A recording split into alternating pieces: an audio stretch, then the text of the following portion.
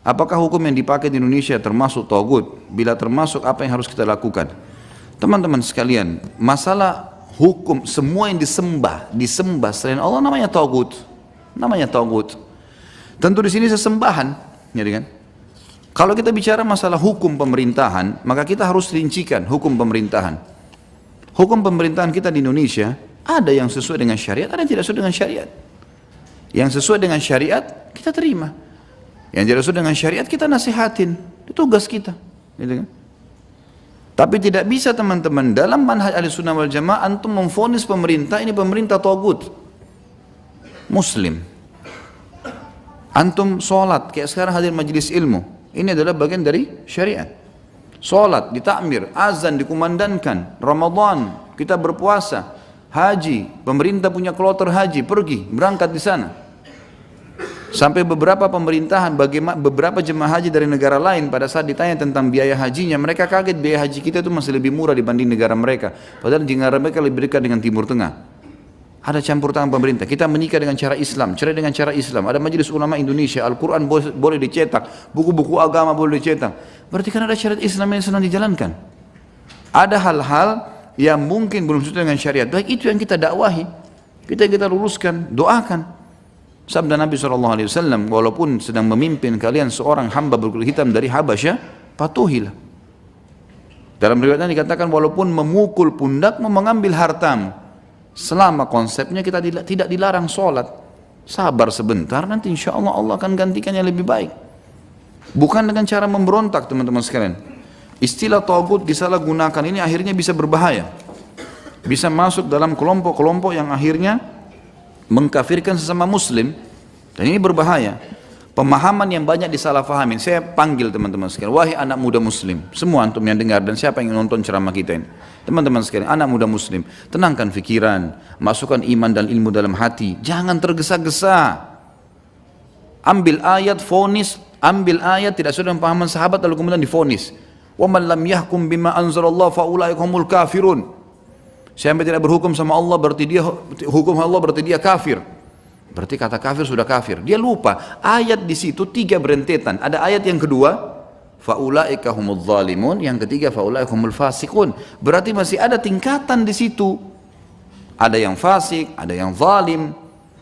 Dan istilah zalim dan fasik digunakan untuk orang-orang muslim. Kafir pun di ayat salah satu ayat ini kita harus kembali kepada pemahaman sahabat. Apa Ibnu Abbas mengatakan radhiyallahu anhuma, yang merupakan memang turjuman Al-Quran. Ini terkenal dengan orang ahlinya Al-Quran di kalangan sahabat dan ulamanya semua muslim sampai hari kiamat. Dia mengatakan ini kufrun duna kufur. Perbuatan dosanya kalau dia punya kekuatan tidak melakukannya, selama dia tidak memungkiri hukum Islam, maka dia dosa kufur tapi tidak keluar dari Islam.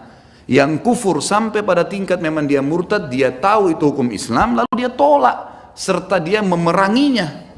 Dalam arti kata memang tidak ada hukum ini. Tapi kalau cuma dia menganggap lebih baik daripada ini, ya, atau misalnya dia mendahulukannya, maka ini dilihat teman-teman sekalian. Dan juga tidak ada istilah kufur kepada seseorang kecuali telah sampai hujjah padanya.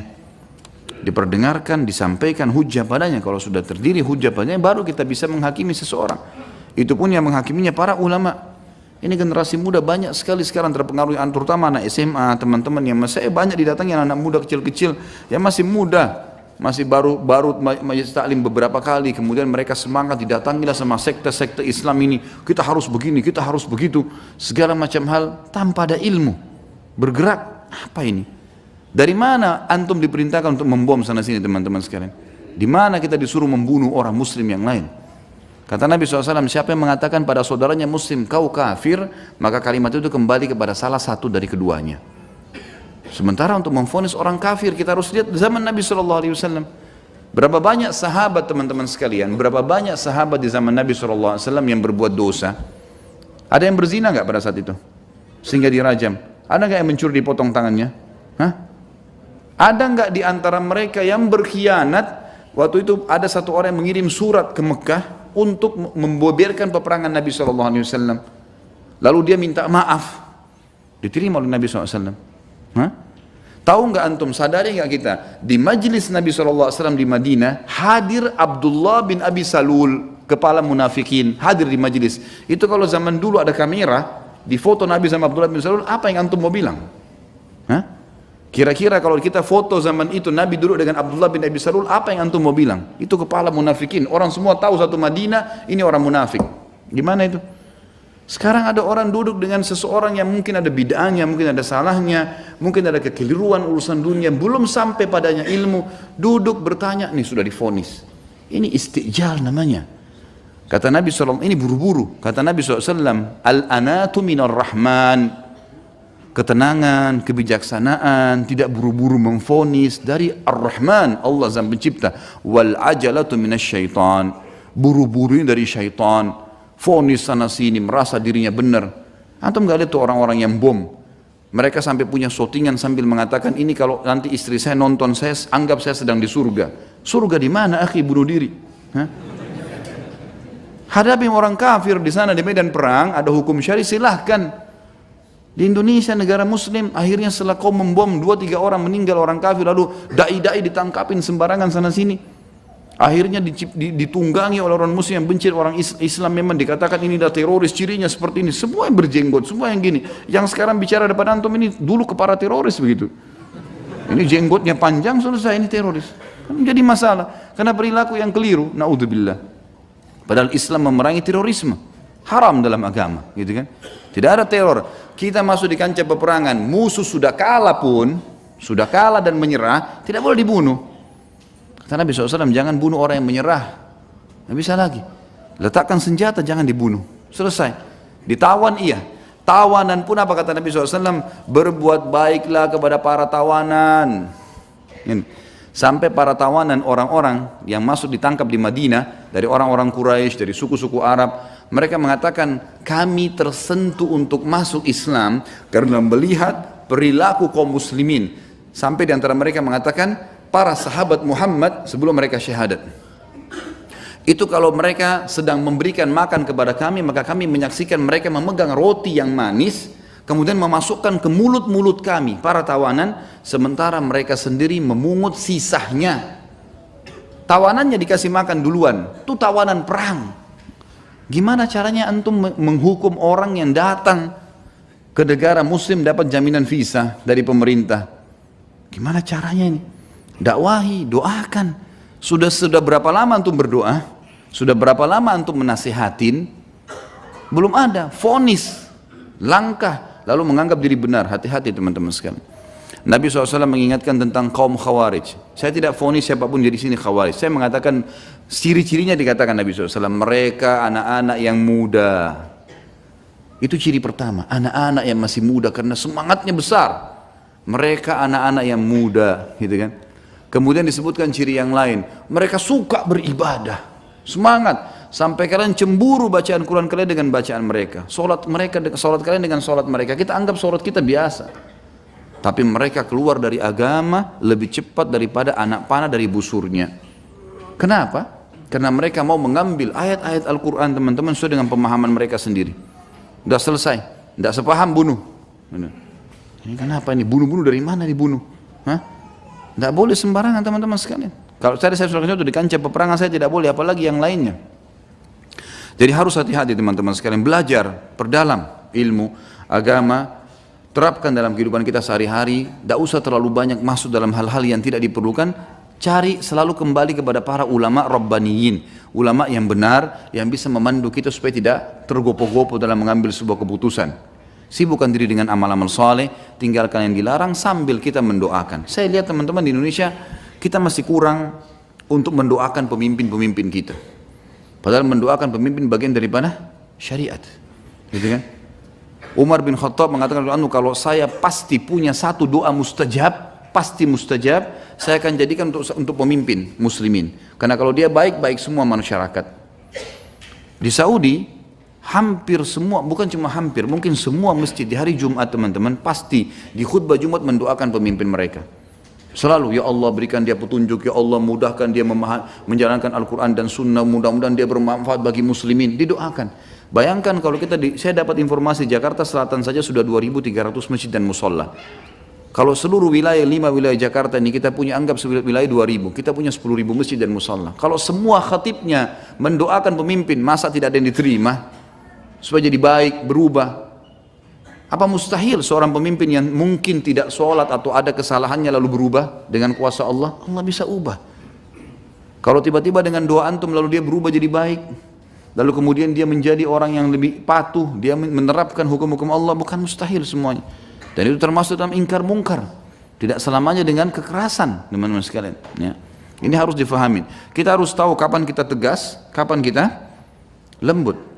Baginda Nabi SAW selalu memaafkan, selalu bertoleransi pada orang-orang yang salah. Tapi di kancah peperangan, pada saat masuk beda.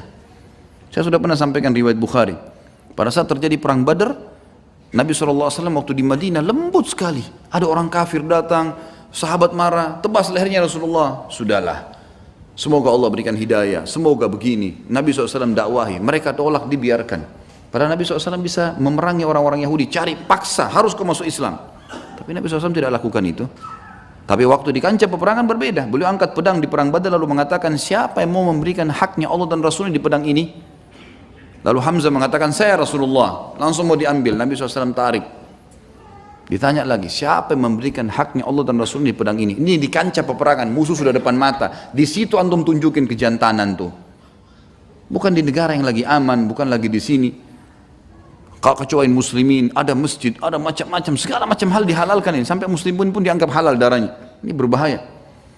Kata Nabi SAW, siapa yang memberi haknya Allah dan Rasul di pedang ini? Berdirilah Ali radhiyallahu anhu, saya Rasulullah. 2 orang pejuang Islam yang terkenal, paman dan sepupu Nabi SAW. Nabi SAW tarik, siapa yang memberikan haknya Allah dan Rasul di pedang ini? Maka berdiri lagi Zubair bin Awam, terkenal hawari Nabi SAW, bodyguardnya Nabi, gitu kan? Zubair bin Awam ini yang membunuh, ada orang Yahudi tingginya seperti pohon kurma di perang Khaybar, saking kuatnya radhiyallahu anhu.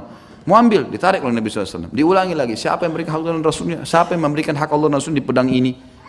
Maka berdiri Mikdad. Mikdad ini oleh Umar bin Khattab dianggap sekekuatan 1.000 laki-laki.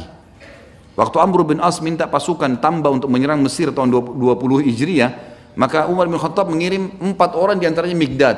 Kata Umar, saya kirimkan kepada kamu 4 orang, dan itu sama dengan kekuatan 4.000 orang. Di antaranya Mikdad, karena suaranya lantang, imannya kuat, selalu di depan kancah peperangan. Di kancah peperangan luar biasa. Nabi SAW tarik, nggak dikasih. Nabi ulangi lagi yang kelima, siapa yang memberikan haknya Allah dan Rasul di pedang ini? Berdirilah Syammah radhiyallahu anhu, Abu Dujana, mengatakan, ya Rasulullah, apa haknya Allah dan Rasulnya di pedang itu? Ini yang Nabi tunggu, nanya dulu sebelum ambil. Jangan main ambil saja, iya, nggak tahu untuk apa. Belajar dulu, gitu kan. Angkat senjata itu ada tujuannya, ada tujuan syar'i.